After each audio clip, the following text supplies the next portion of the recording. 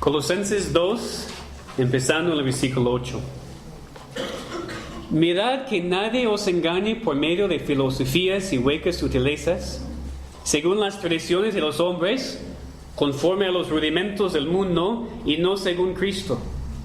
Porque en Él habita corporalmente toda la plenitud de la deidad. Y vosotros estáis completos en Él, que es la cabeza de todo principado y potestad. En Él también fuisteis circuncidados con circuncisión no hecha a mano, al echar de vosotros el cuerpo pecaminoso carnal en la circuncisión de Cristo, sepultados con Él en el bautismo, en el cual fuisteis también resucitados con Él, mediante la fe en el poder de Dios que le levantó de los muertos. Y a vosotros, estando muertos en pecados y en la incircuncisión de vuestra carne, os dio vida juntamente con Él, perdonándoos todos los pecados, anulando el acta de los decretos que había contra nosotros, que nos era contraria, quitándola de en medio y clavándola en la cruz, y despojando a los principados y a los potestades, los exhibió públicamente, triunfando sobre ellos en la cruz. Amén. Hoy, por primera vez en esta iglesia, pero oramos no por la vez final, hemos celebrado el sacramento o la ordenanza del bautismo. Hemos visto a 10 personas obedeciendo al Señor en declarar que son cristianos, que no están avergonzados de ser cristianos, que reconocen lo que Cristo ha hecho por ellos y lo que el bautismo significa, lo que señala. Yo mencioné algunas cosas en este mensaje breve, en el tiempo breve, en el tiempo del bautismo, pero quiero tomar el tiempo en esta predicación hoy para estudiar este pasaje aquí que hemos leído y explicar más plenamente, más completamente lo que el bautismo señala, lo que significa. Porque en este mundo, y especialmente en esta cultura mexicana, existen muchas ideas equivocadas del bautismo, de lo que significa, de lo que señala, ya sean las ideas que enseña la Iglesia Católica o lo que enseñan otras iglesias también, que son supuestamente cristianas. Hay mucha confusión, yo creo, en cuanto a este tema del bautismo. El aspecto más importante que debemos entender si vamos a creer correctamente en el bautismo bíblico es algo que mencioné antes. El bautismo no salva. De hecho, el bautismo no tiene ninguna parte en el acto de la salvación. El bautismo no es en ninguna manera parte de la causa de la salvación.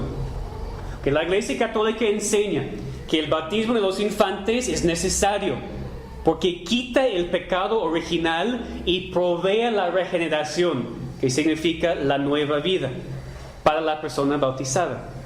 En sus propias palabras, aquí está la definición del bautismo de la Iglesia Católica.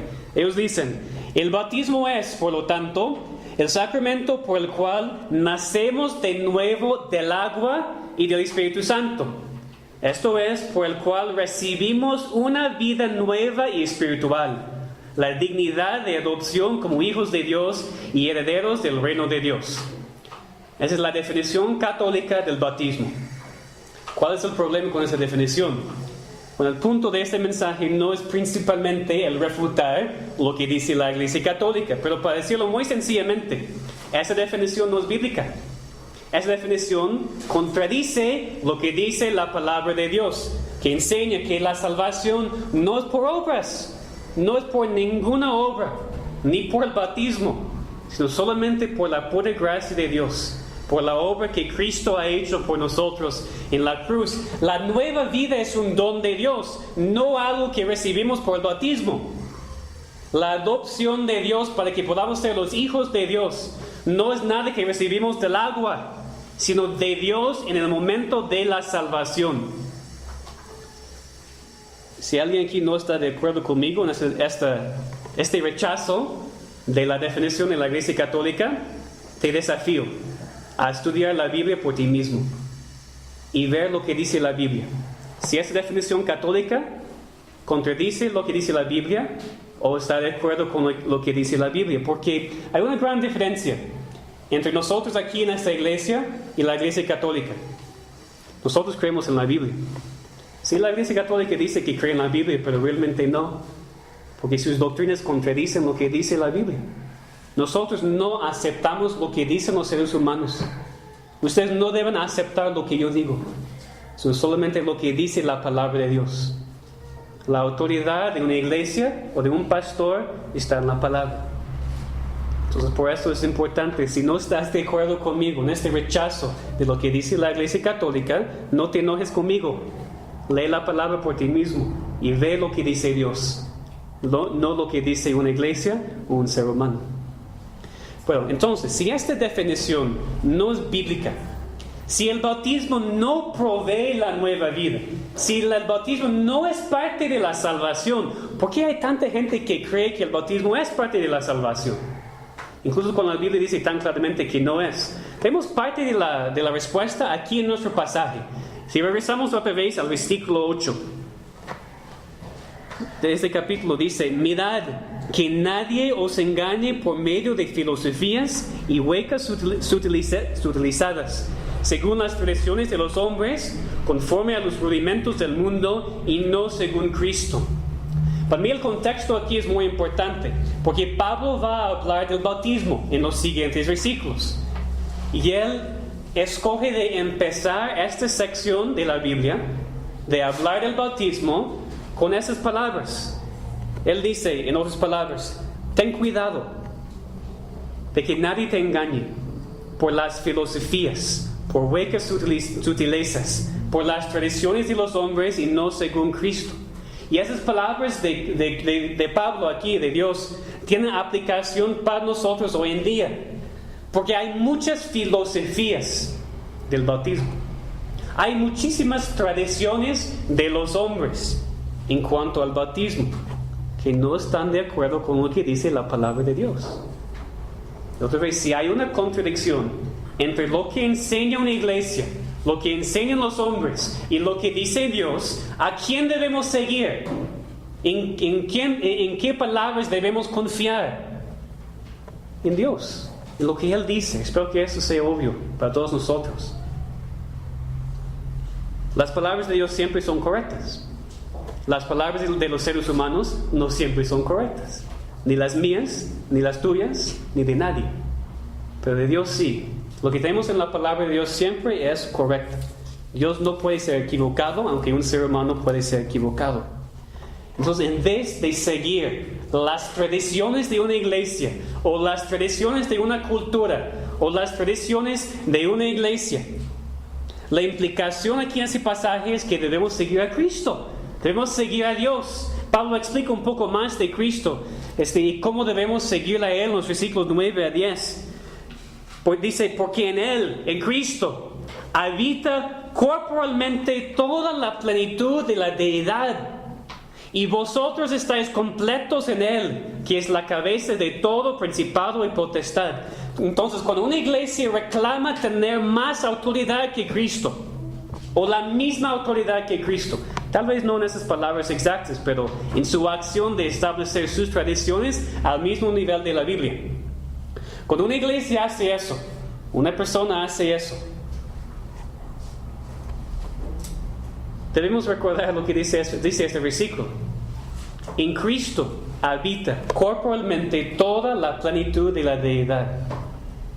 Creo que eso es otro mensaje en sí mismo, pero aquí quiero nada más hacer la pregunta. ¿Tú prefieres confiar en un hombre débil y finito, falible, que puede hacer errores?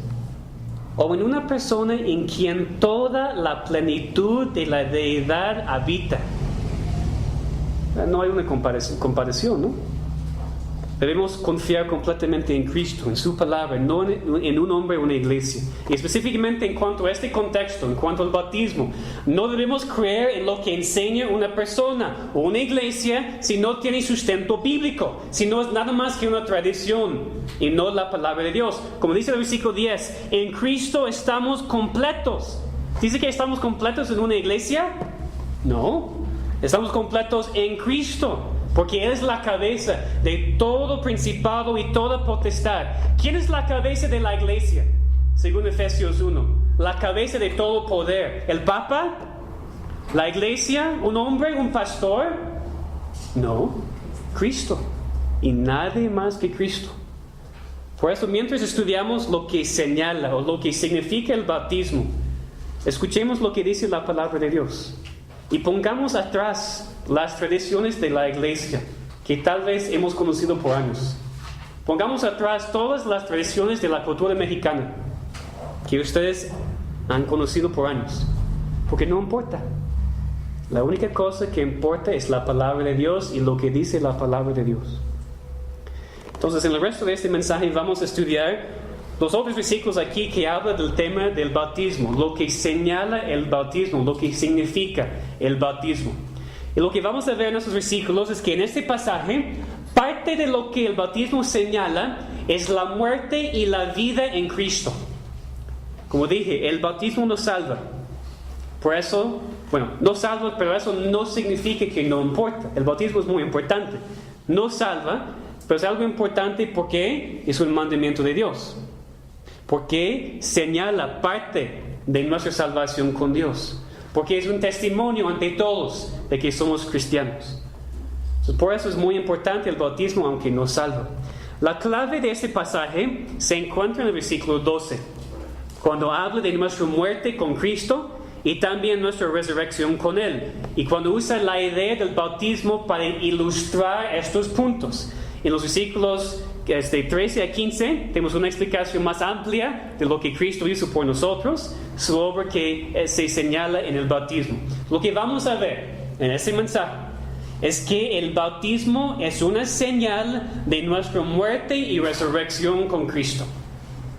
Ese es el tema de este mensaje. Debemos enfocarnos en este punto. El bautismo, en parte, señala nuestra muerte y nuestra resurrección en Cristo. Entonces vamos a estudiar este tema del bautismo, lo que señala en este contexto, y vamos a hacerlo en dos diferentes maneras. Vamos a estudiar este tema del bautismo, específicamente lo que señala. En primer lugar, Pablo aquí indica la señal. Habla del bautismo y la señal del bautismo. Y en segundo lugar, habla de la realidad. Porque la señala tiene que señalar algo a la realidad. Entonces vamos a ver las dos cosas. Vamos a ver la señal del bautismo y después lo que señala el bautismo en su realidad. Entonces, en primer lugar, vamos a estudiar la señal de la vida y la muerte. En este pasaje, la primera cosa que el bautismo señala es nuestra muerte con Cristo. El versículo 12 dice, otra vez, que fuimos sepultados con Él en el bautismo. Obviamente no menciona la palabra muerte, pero entendemos que una persona que es sepultada es una persona que ha muerto. Lo que vemos aquí en este versículo es la señal, otra vez. Porque dice, fuimos sepultados con Él, ¿cómo? En el bautismo. Obviamente ninguna persona aquí estaba viviendo cuando Cristo murió, cuando Cristo fue sepultado corporalmente. Por eso entendemos que Pablo está hablando de la señal, de lo que el bautismo significa. No es real. Es decir, nosotros no vamos hacia atrás en tiempo, cuando somos bautizados, para pasar tiempo con Cristo en la tumba. No tiene sentido. Entonces Pablo está hablando de la señal. El bautismo señala nuestra muerte con Cristo. Señala, cuando somos bautizados, es para recordar la verdad de que morimos con Cristo espiritualmente, que participamos en su muerte espiritualmente, porque Él tomó nuestro lugar, porque Él murió por nuestros pecados. En Romanos 6, 3 y 4, que leímos antes, dice otra vez, ¿o no sabéis que todos los que hemos sido bautizados en Cristo Jesús, hemos sido bautizados en su muerte? Porque somos sepultados juntamente con Él para muerte por el bautismo, a fin de que como Cristo resucitó de los muertos por la gloria del Padre, así también nosotros andemos en vida nueva. Todo eso para decir, el bautismo señala la verdad de nuestra muerte espiritual en Cristo, que ya no vivimos como antes, sino somos nuevas criaturas en Cristo. Dice que nuestro viejo hombre del pecado ha muerto y ahora andamos en nueva vida. El bautismo no es muerte física con Cristo, pero señala nuestra muerte espiritual con Él. Nos recuerda de lo que Cristo hizo por nosotros y las aplicaciones continuas a nuestras vidas. En la siguiente frase del versículo 12 encontramos la otra parte de la señal, la otra cosa que el bautismo señala. Dice que en el cual, en el bautismo, otra vez, fuimos también resucitados con Él, mediante la fe en el poder de Dios que le levantó de los muertos. Es decir, el bautismo no solamente señala nuestra muerte con Cristo, pero también señala nuestra resurrección con Él, la nueva vida que tenemos debido a Cristo y su obra por nosotros. Sin la verdad de la resurrección de Cristo no hay salvación, no hay nueva vida. Por esto en el bautismo no solamente pensamos en la muerte, sino en la vida también. No solamente vemos la persona sumergida en el agua, sino saliendo también, saliendo del agua para recordarnos no solamente de la muerte de Cristo, sino de la vida también que tenemos en Él. ¿Y por qué esta señal del bautismo es importante? Yo he dicho que el bautismo señala nuestra muerte y nuestra resurrección con Cristo espiritualmente. Pero ¿por qué lo hacemos? Si el bautismo solamente señala nuestra muerte y resurrección con Cristo, realmente no lo hace nada, porque es algo vital para el cristiano. Es como mencioné al principio. Ante todo, porque es un mandamiento de Dios. Cada cristiano, sin excepción, debe ser bautizado para obedecer a Dios. También es importante porque es una manera en la cual nosotros podemos demostrar a todos, nuestros familiares, nuestros amigos, a la iglesia, que no estamos avergonzados de reclamar ser cristianos. Pero también el bautismo es un medio de gracia. Y para ser muy claro, otra vez, no estoy diciendo que es un medio que Dios usa para darnos la gracia en la salvación, sino algo que Dios usa para ayudarnos con la gracia que necesitamos como cristianos cada día de nuestras vidas cristianas. El bautismo es algo que Dios nos ha dado para ayudarnos en nuestro crecimiento espiritual. ¿Pero cómo? ¿En cuál manera? Parte de su importancia para nosotros como cristianos es esta. Cuando una persona es bautizada y después duda de su salvación o piensa que la ha perdido, siempre puede acordarse de su bautismo. No porque el bautismo garantiza su salvación, sino porque le recuerda de la promesa segura de Dios para preservar a todos aquellos que están en Cristo. Por eso el bautismo es importante. Podemos mirar hacia atrás a nuestros bautismos para recordarnos de la obra de Dios en nuestras vidas. Por eso el bautismo es muy importante. Es un medio de gracia que Dios usa para ayudarnos en nuestras vidas cristianas. Entonces esa es la señal.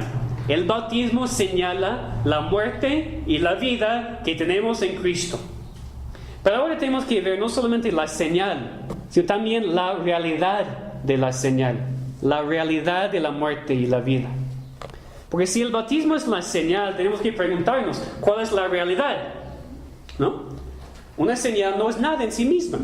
Siempre señala a otra cosa, señala a la realidad. Nosotros decimos que el bautismo no hace nada en cuanto a la salvación. Por eso, si solamente tuviéramos el versículo 12 aquí, tal vez no entenderíamos correctamente, porque parece como que en ese versículo dice que en el bautismo morimos y vivimos con Cristo. Pero esa es la señal, eso no es la realidad. Pablo nos ayuda en continuar en los siguientes versículos con una explicación más amplia de qué es la realidad. ¿Qué es la realidad que el bautismo señala en nuestras vidas?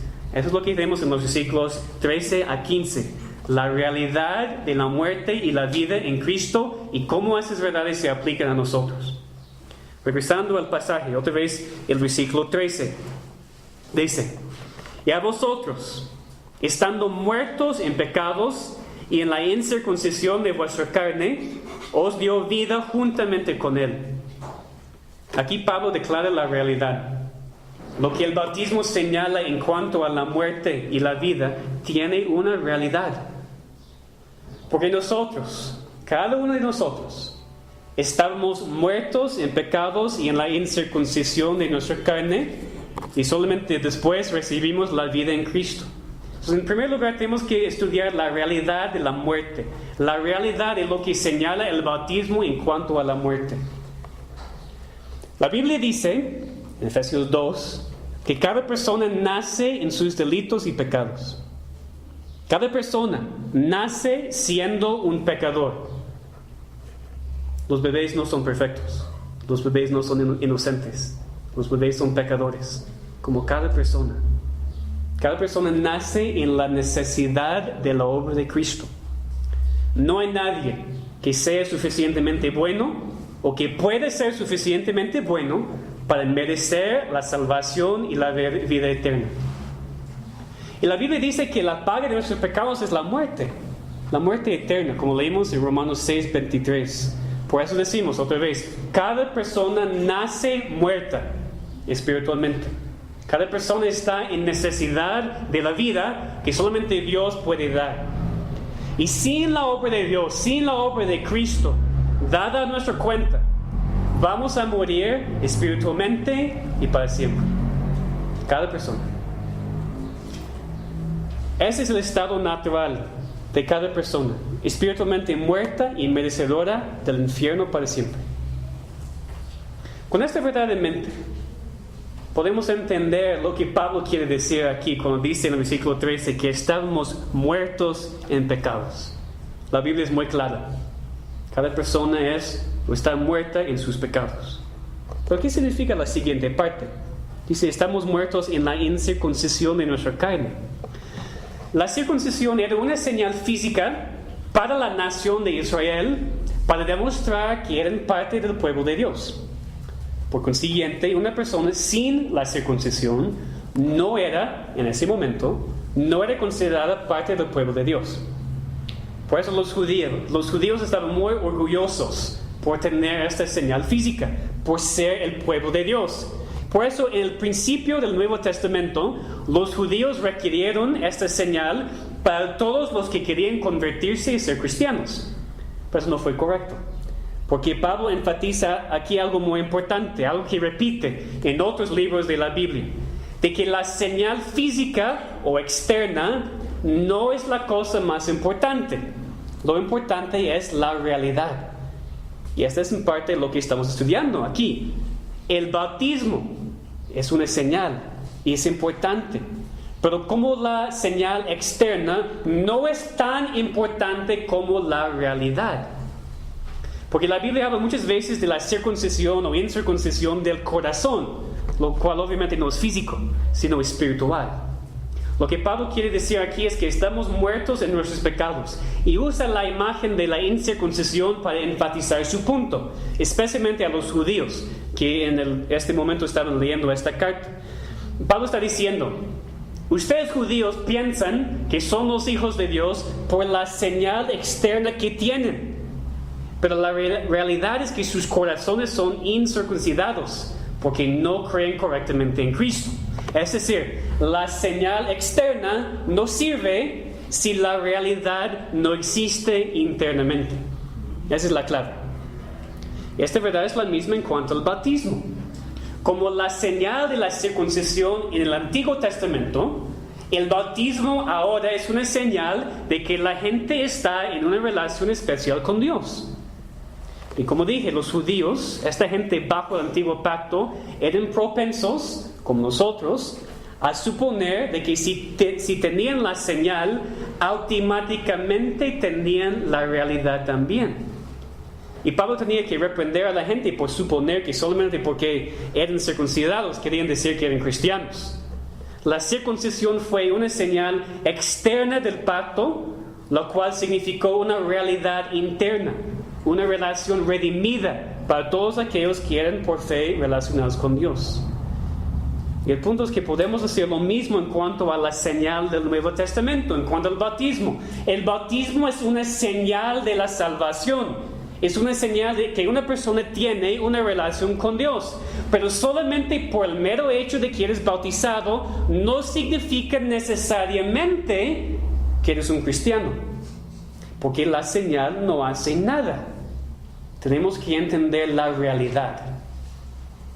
si no hemos muerto con Cristo espiritualmente, si Él no ha tomado nuestro lugar, si Él no ha pagado por nuestros pecados, la señal del bautismo no significa nada. Como dije, no tiene poder para salvar. El orden correcto es experimentar la realidad de la salvación y después participar en la señal. Eso es lo que las personas aquí han hecho. Todas las personas que fueron bautizados hoy son cristianos. El bautismo no hizo nada. Entonces aquí Pablo está usando esta idea de la incircuncisión, la antigua señal externa, para describir a las personas que no eran parte del pueblo de Dios, como cada uno de nosotros naturalmente.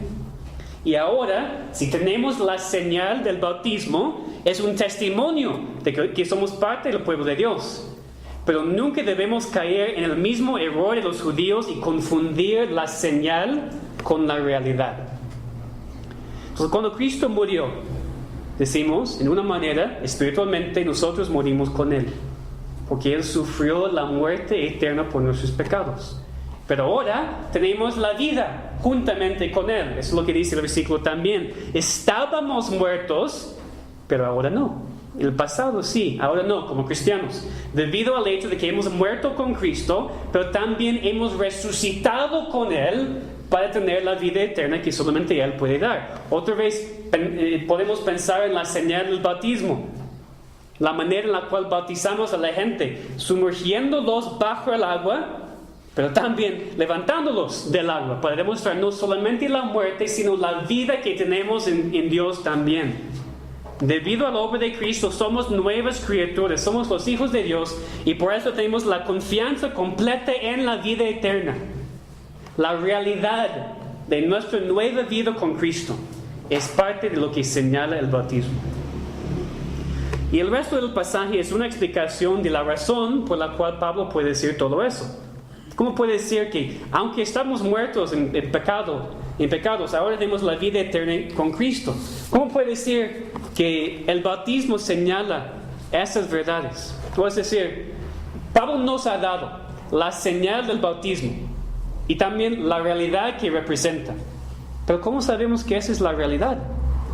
¿Solamente tenemos las palabras de Pablo para creer en esas verdades de la muerte y la vida? Obviamente no, esas palabras son de Pablo, pero realmente son de Dios, son sus palabras. Pablo no está inventando nada, sino explicando lo que Cristo ha hecho. Es lo que vamos a ver en los versículos 14 a 15. La explicación de la realidad de la muerte y la vida. ¿Qué hizo Cristo realmente? ¿Por qué creemos en la realidad de nuestra muerte con Cristo y nuestra nueva vida con Él? Pues la pregunta es esta: ¿cómo es posible que nosotros, que estamos muertos, que éramos pecadores y blasfemadores en contra de Dios, podemos recibir la vida eterna? Es posible que Dios cambie su mente y diga: bueno, está bien si los pecadores lleguen al cielo, yo no tengo ningún problema con el pecado en mi presencia. No, porque Dios no puede cambiar. Dios es santo, Dios es justo, y Dios no puede permitir el pecado en su presencia. Y ese es el problema para cada persona. No podemos acercarnos a un Dios perfecto y santo en nuestros pecados. No podemos tener la vida eterna cuando estamos muertos en nuestros pecados. Entonces, ¿cómo es posible que nosotros, que estamos muertos naturalmente, cómo es posible que podemos tener la vida eterna? ¿Cómo es posible que Dios pueda perdonarnos en nuestros pecados? Como dice el final del versículo 13, perdonándonos todos los pecados. ¿Cómo es posible? Pues lo que dice los versículos 14 a 15. Esa es una de las descripciones más claras y precisas y fuertes de lo que hizo Cristo en la cruz por nosotros. Empezando al final del versículo 13, dice que Dios nos dio la vida juntamente con Él, con Cristo, que nos perdonó todos los pecados, y después describe la obra de Cristo así: anulando el acta de los decretos que había contra nosotros, que nos era contraria, quitándola de en medio y clavándola en la cruz, y despojando a los principados y a las potestades, los exhibió públicamente, triunfando sobre ellos en la cruz. Esta es la obra de Cristo por nosotros. Esto es lo que sucedió cuando murió y resucitó Cristo. Eso es lo que experimentamos en la salvación. Esto es lo que señala el bautismo. La obra de Cristo en salvarnos de nuestros pecados y darnos la nueva vida con Él. Tenemos que estudiar estos dos versículos cuidadosamente para entender lo que Dios tiene por nosotros aquí. Para entender más de la salvación y más de lo que el bautismo señala. Dice aquí, hay dos cosas que Cristo venció en su muerte. En el versículo 14 habla del acto de los decretos que había contra nosotros. En el versículo 15 habla de los principados y las potestades. ¿Qué es este acta? Acta de los decretos que Pablo menciona aquí. Está hablando de nuestros pecados. Está hablando del juicio que merecíamos por haber desobedecido a Dios. Está hablando de Dios como el juez y el documento que Él tiene en mano, que prueba nuestra culpabilidad, que es el testimonio en contra de nosotros, que declara que merecemos la muerte eterna por nuestros pecados. Porque fíjense, Dios no es solamente amor. Dios es un juez. Dios es justo. Dios es santo. Y para la persona sin Cristo, Dios es tu juez y nada más. Y Dios tiene en su mano este documento. Dios tiene en su mano la prueba de tu culpabilidad, la prueba de tus pecados. Podemos pensar en esta acta como una deuda, como cantamos. El documento en la cual nuestra deuda está anotada. Este documento de nuestra deuda es la prueba de lo que merecemos. Nosotros, sin Cristo, merecemos nada más que la muerte eterna, el infierno para siempre. Merecemos el castigo de Dios por no poder pagar la deuda, por no haber desobedecido a Dios, por romper su ley.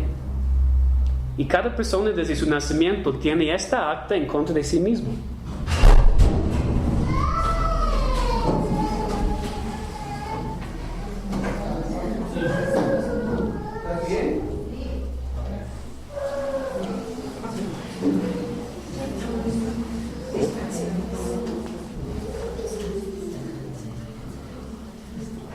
Ok.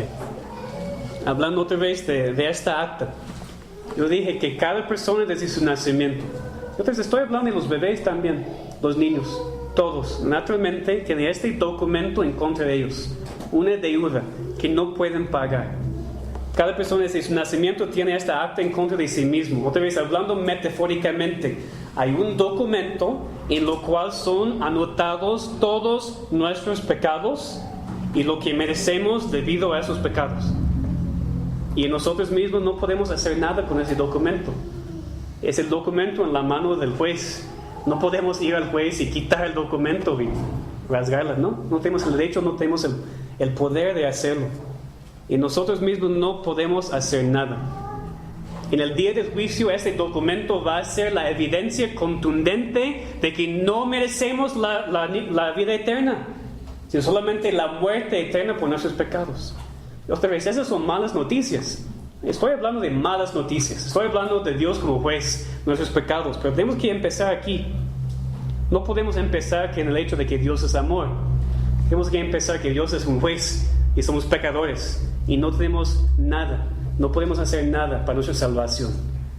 Pero hay buenas noticias también. Hay dos lados. Hay las malas noticias, pero también tenemos buenas noticias también porque estamos hablando de Cristo. Estamos hablando de lo que Cristo hizo por nosotros en nuestra salvación. Estamos hablando de lo que significa y señala el bautismo. ¿Qué hizo Cristo con este documento? ¿Qué hizo Cristo con esta evidencia de nuestros pecados? Con esta prueba que había en contra de nosotros, que nos era contraria. ¿Qué dice el versículo? Cristo anuló esta acta. Dice que la quitó de en medio y la clavó a la cruz. ¿Qué significa que Cristo anuló esta acta? Otras traducciones usan la palabra cancelar aquí. Cristo canceló nuestra deuda. La borró completamente para que ahora es como que nunca existía. Eso es lo que en la Biblia se llama la justificación. Sin Cristo estamos de pie ante Dios, el justo juez. Cuando Él tiene toda la evidencia necesaria para condenarnos para siempre, Esas son las malas noticias. Ese documento es la prueba de nuestros pecados, de la deuda que no podemos pagar. Pero cuando confiamos en Cristo para la salvación, Él es nuestro abogado y nos defiende. Y la manera en la cual nos defiende es así. Cristo dice al juez, a su Padre, yo voy a pagar esta deuda. Yo voy a tomar el juicio y el castigo que este prisionero merece. Y cuando Cristo lo hace, ya no tenemos más deudas. El documento es sin fuerza legal, porque Cristo lo ha cancelado al tomar nuestro lugar y sufrir el castigo. Y Cristo hace esta obra, según el resto del versículo, a través de su muerte y sufrimiento en la cruz. Dice que Cristo anuló o canceló el acta de los decretos que había contra nosotros, que nos era contraria. ¿Cómo? Quitándola de en medio y clavándola a la cruz. Yo creo que la imagen aquí es muy clara, muy vívida. Cristo fue clavado a la cruz, físicamente. Los clavos perforaron sus manos y sus pies. Cristo, el Hijo de Dios, fue colgado en la cruz y sufrió un dolor físico que no podemos ni siquiera imaginar. Su cuerpo muriendo poco a poco. Los clavos rasgando su carne y causando pena atroz. Pero la parte que más le dolió a Cristo no fue la parte física. No fue el dolor causado por los clavos en su carne. Porque Él sufrió la ira y el castigo de su Padre, porque había tomado nuestra deuda, nuestros pecados sobre sí mismo, y estaba sufriendo espiritualmente, sufriendo la ira del Dios Santo, para que pudiera cancelar el acto que era contrario, que era en contra de nosotros. Pero Cristo no solamente sufrió en esta manera, sino venció también. Cristo no solamente sufrió, sino venció la muerte. Este versículo no habla de lo que Cristo intentó hacer, sino lo que realmente hizo. Los verbos que Pablo usa aquí están en la forma de gerundios, ¿no? Anulando, quitando, clavando, despojando. Pero sería válido leer estos verbos en el tiempo pasado también. Cristo anuló el acta de decretos que había contra nosotros, la quitó de en medio y la clavó a su cruz. Cuando Él fue clavado a esa cruz, nuestros pecados eran clavados también. Este documento de nuestra deuda, de nuestra culpabilidad, fue clavado. Por lo que Cristo sufrió, por su obra en tomar nuestro lugar y pagar por nuestros pecados. Por eso debemos entender que esta acta, si somos cristianos, esta acta ya no existe para el cristiano. Porque Cristo la borró completamente en su cruz, la quitó de en medio. La satisfizo en sí mismo, la clavó en su cruz y pagó el precio que Dios requiera. ¿Cuál es el resultado de esta acción? Cuando Cristo canceló nuestra deuda, cuando pagó por ella. Obviamente el resultado es la salvación, la vida eterna, porque ahora no hay nada más con que alguien pueda condenarnos. El acto de decretos que nos era contraria ya no existe, porque Cristo la cumplió. Pero hay un resultado muy práctico también para nosotros que podemos ver en el siguiente versículo, el versículo 15. Y despojando a los principados y a las potestades, los exhibió públicamente, triunfando sobre ellos en la cruz. Es decir, en la cruz, en su muerte, Cristo no solamente satisfizo el juicio de Dios, la santidad de Dios en pagar el precio por nuestros pecados, sino también conquistó a la muerte, conquistó a Satanás, conquistó a todos los poderes y principados y potestades. Dice específicamente que los despojó de estos poderes. La idea es que Cristo forzó que esos principados y potestades renunciaran a su poder. Que Cristo demostró que esos poderes realmente no tenían ningún poder sobre Él, y por consiguiente que no tienen ningún poder sobre nosotros tampoco.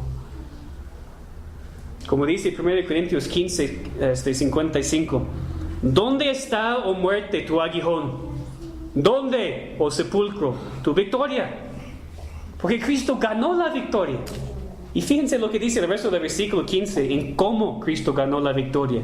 No en secreto, no de manera escondida, sino públicamente. Su muerte fue pública. Todos podían ver su sufrimiento. No hay duda de que los principados y potestades pensaban que habían ganado. Pero no, Cristo los exhibió públicamente. Cristo triunfó sobre ellos en la cruz. Dice, exhibió en su resurrección que ellos no tenían poder. Los despojó de su poder ante la vista de todos, triunfando sobre ellos en su cruz. Esa es la realidad de la muerte y resurrección de Cristo que el bautismo señala a cada uno de nosotros. Entonces la pregunta que tenemos que hacernos ahora es si entendemos correctamente lo que es el bautismo. Si entendemos lo que señala bíblicamente, o si todavía estamos aferrándonos a una tradición, un mal entendimiento de lo que significa bíblicamente. El bautismo nos salva. El bautismo no tiene ninguna parte en salvar a la gente, pero es muy importante, porque en parte señala esas verdades vitales de la muerte y la resurrección, la muerte y la vida eterna. Y no hay salvación sin esas verdades. No hay salvación sin la obra de Cristo en anular el acta de decretos que nos era contraria. No hay salvación sin el sufrimiento de Cristo en nuestro lugar y por nuestros pecados. Y no hay salvación sin la resurrección de Cristo y la vida eterna que recibimos en Él. Y el bautismo señala todo eso. Pero como entendemos, la señal no es suficiente. Necesitamos la realidad. Necesitamos creer en la muerte y resurrección de Cristo. Confiar en su obra por nosotros y no en cualquier otra cosa. El bautismo no nos salva, pero cuando experimentamos la realidad espiritual de morir con Cristo y resucitar con Él, la vida eterna es nuestra. Para ustedes que fueron bautizados hoy, mi oración es que Dios use este bautismo para tu ayuda a través del resto de tu vida, para que puedas recordar en cualquier momento la realidad que tu bautismo señala. Tu muerte con Cristo, tu resurrección con Él y la plena confianza que puedes tener en la vida eterna. Para el resto de nosotros, los cristianos aquí, tomemos esta oportunidad de recordar nuestros bautismos, recordar la señal. Pero más importantemente, tomemos el tiempo para recordar la realidad. Recordar que morimos con Cristo y que tenemos la nueva vida en Cristo. Regocijémonos ahora como una iglesia, como personas redimidas de Dios en nuestra salvación. Vamos a orar.